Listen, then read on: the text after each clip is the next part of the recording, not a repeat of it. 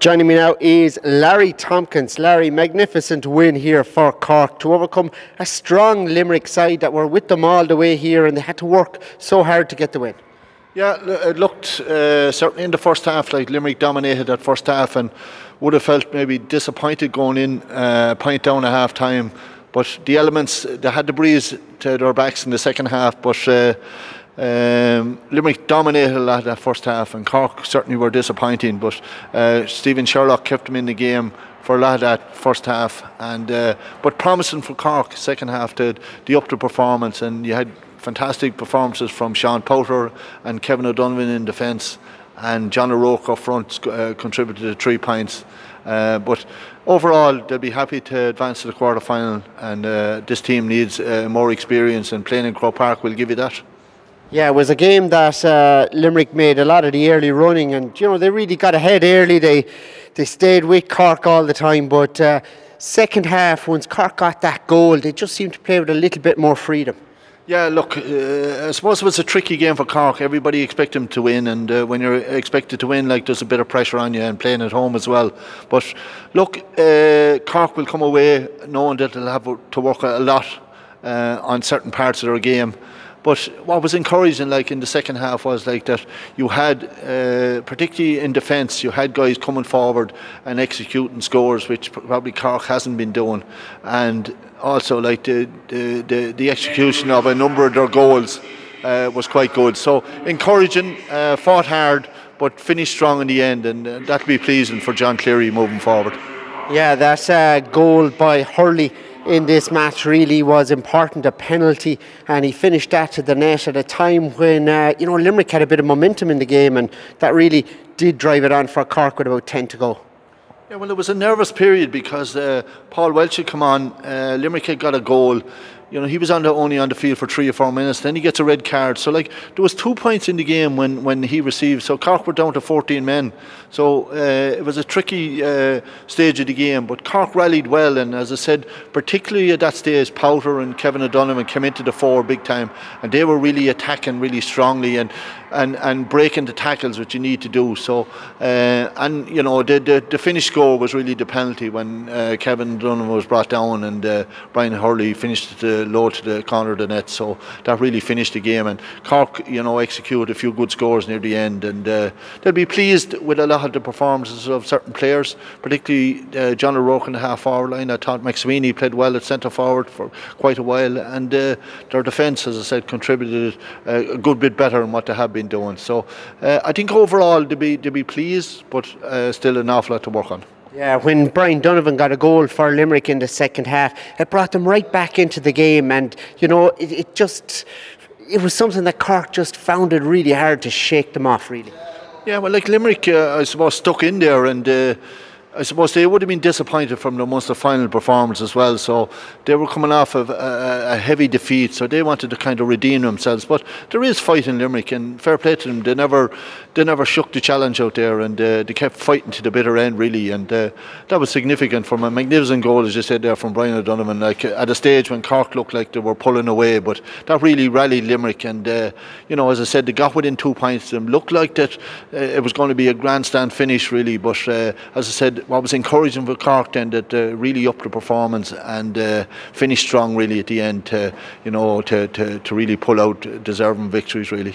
Yeah, and they did finish with that power and finish with a way and an intensity that they didn't have in the first half at all, and I presume they'll need that intensity now if they're to progress in the championship. Yeah, I think what was encouraging was, as I mentioned, their backs, some of their backs attacked really strongly, and particularly, as I said, young Powter and Kevin O'Donovan, they were very influential, like in bringing the ball to through tackles and opening up spaces really when it mattered. So I think that for Cork moving forward, I think they need more of that. They need more to get more out of their midfield from Ian Maguire and Colin O'Callaghan. They need to get more from them.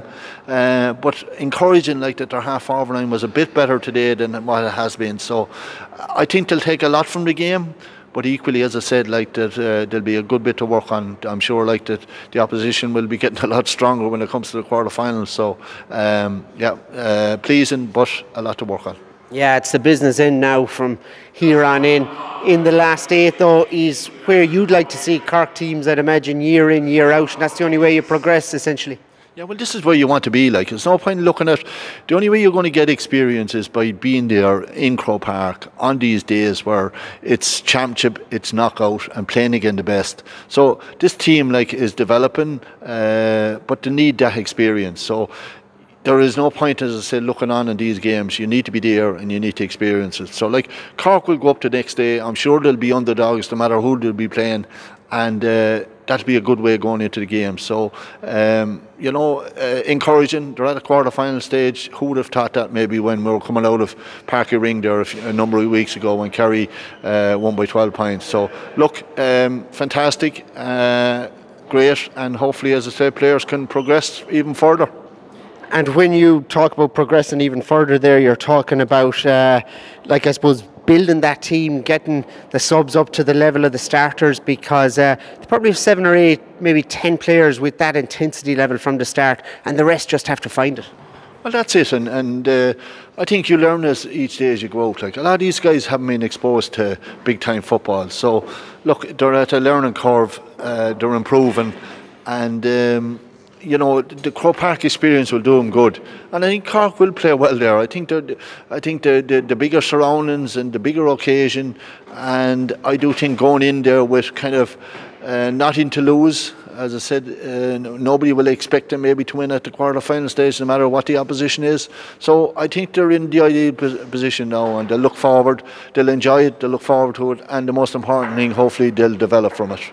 Still 3 Munster teams left in the All-Ireland series. You're looking at Clare, Kerry and Cork now, and that's a good return, I suppose, in that stage of the competition.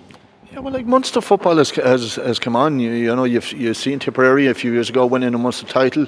Clare have been really the team that has shook the imagination over the last few years, really, even throughout the leagues and the championships.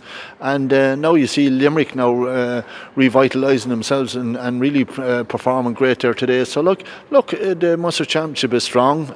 You get a lot of good, tough, hard games, and they're progressing. And as you said, 3 Munster teams left in it, so that's encouraging. Kerry will be a lot of people's favourites for it. Dublin as well. Would you differ from that, or what's your thoughts? Well, I don't think so. I think that there are the 2 big front runners, really. But look, they've got to get. I'm sure they'll probably get through the quarter-finals, but they'll have to meet in the semi-finals. So that'll be an opening for someone, maybe the other side. So who knows? The draw has been kind of lucky for Cork at the moment, so who knows? I know there's no weaker teams there that you would say you'd like this team or the other team now. I think they're going to be hard teams to play against, and but the most important thing is, for a Cork's point of view, is that they're there. They're going to hopefully learn from the experience, and I think they'll go up there and they'll give a good account of themselves. And getting games in Croke Park will be huge as well. And they're playing in a fine field the last 2 matches here in Páirc Uí Chaoimh against Louth and against Limerick, but getting to play on the sod of Croke Park, there's something great about that. The last 8, it'll probably suit this Cork team. Is that fair to say? Well, you see, it's the whole ambience of going to Croke Park. It's you're leaving here, you're leaving Cork, you're up on the train, you're staying overnight, you're going into the cauldron of where all Irelands are won and lost. A lot of players haven't experienced this at that level, really.